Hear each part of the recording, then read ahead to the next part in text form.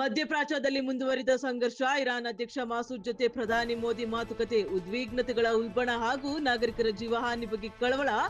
ಭಾರತೀಯ ಪ್ರಜೆಗಳ ಸುರಕ್ಷತೆ ಭದ್ರತೆ ಭಾರತಕ್ಕೆ ಪ್ರಮುಖ ಆದ್ಯತೆ ಎಂದು ಹೇಳಿಕೆ. ಈದ್ ಹಬ್ಬದ ಶಾಂತಿ ಸಭೆಯ ವೇಳೆ ಪೊಲೀಸಪ್ಪನ ಅಶಾಂತಿಯ ನುಡಿ. ಇಸ್ರೇಲ್ ಇರಾನ್ ಯುದ್ಧದ ಬಗ್ಗೆ ಸಮಸ್ಯೆ ಇದ್ರೆ ಇರಾನ್ಗೆ ಹೋಗಿ ಹೋರಾಡಿ ಎಂದು ಹೇಳಿಕೆ. ವಿವಾದಕ್ಕೀಡಾದ ಯುಪಿ ಸಂಬಲ್ ಡಿಎಸ್ಪಿ ಕುಲ್ದೀಪ್ ಕುಮಾರ್ ಮಾತು. ಎಲ್ಪಿಜಿ ವಾಣಿಜ್ಯ ಸಿಲಿಂಡರ್ ಹೆಚ್ಚುವರಿ ಸ್ಟಾಕ್ ಬಿಡುಗಡೆ ಮಾಡಿದ ಕೇಂದ್ರ ಸರ್ಕಾರ. ರಾಜ್ಯ ಸರ್ಕಾರಗಳಿಂದ ಫಲಾನುಭವಿಗಳಿಗೆ ವಿತರಣೆ ಹೊಣೆ. ಪರ್ಯಾಯವಾಗಿ 40,000 ಕಿಲೋ ಲೀಟರ್ ಸೀಮೆಎಣ್ಣೆ ಕೂಡ ಹಂಚಿಕೆ.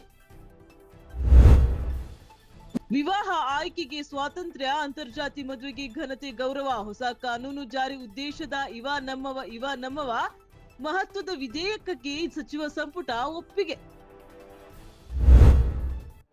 ಮೈಸೂರು ಜಿಲ್ಲೆಯಾದ್ಯಂತ ಎಲ್ಪಿಜಿ ಸಿಲಿಂಡರ್ ಕೊರತೆ. ಎಲ್ಲೆಡೆ ಮುಚ್ಚುತ್ತಿರುವ ಹೋಟೆಲ್ಗಳು, ಕೆಲವೆಡೆ ಸೌದೆ ಒಲೆ ಅಡುಗೆ ಪ್ರಾರಂಭ.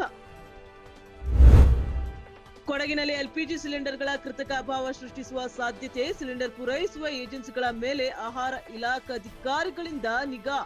ಹಾಸನ ಮಂಡ್ಯ ಜಿಲ್ಲೆಯಲ್ಲಿ ಎಂದಿನಂತೆ ಮುಂದುವರಿದ ಹೋಟೆಲ್ಗಳು. ರೌಡಿ ಶೀಟರ್ ಬಿಕ್ಲು ಶಿವ ಕೊಲೆ ಪ್ರಕರಣ, ಜೈಲು ಪಾಲಾಗಿದ್ದ ಬಿಜೆಪಿ ಶಾಸಕ ಭೈರತಿ ಬಸವರಾಜ್ಗೆ ಬಿಗ್ ರಿಲೀಫ್. ಜನಪ್ರತಿನಿಧಿಗಳ ವಿಶೇಷ ನ್ಯಾಯಾಲಯದಿಂದ ಷರತ್ತುಬದ್ಧ ಜಾಮೀನು ಮಂಜೂರು.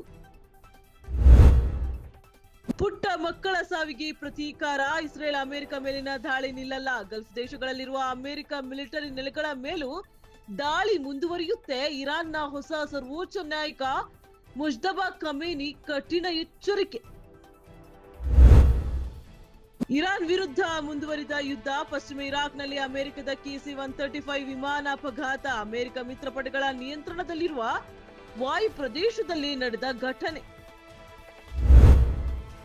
ಹೊಸ ಆಮದು ಸುಂಕ ವಿಧಿಸಲು ಮುಂದಾದ ಅಮೆರಿಕ. ಭಾರತವು ಸೇರಿ 16 ದೇಶಗಳ ಮೇಲೆ ಕ್ರಮ. ಅಮೆರಿಕ ವ್ಯಾಪಾರ ಪ್ರತಿನಿಧಿಗಳ ಇಲಾಖೆಯಿಂದ ಹೇಳಿಕೆ ಬಿಡುಗಡೆ. ಭಾರತ ನ್ಯೂಜಿಲೆಂಡ್ ನಡುವಿನ ಫೈನಲ್ ಪಂದ್ಯ. ವಿಜಯೋತ್ಸವದ ವೇಳೆ ತ್ರಿವರ್ಣ ಧ್ವಜ ಸುತ್ತಿ ಅಶ್ಲೀಲ ವರ್ತನೆ ಆರೋಪ. ಹಾರ್ದಿಕ್ ಪಾಂಡ್ಯ ವಿರುದ್ಧ ಪುಣೆ ಶಿವಾಜಿನಗರ ಪೊಲೀಸ್ ಠಾಣೆಯಲ್ಲಿ ದೂರು ದಾಖಲು.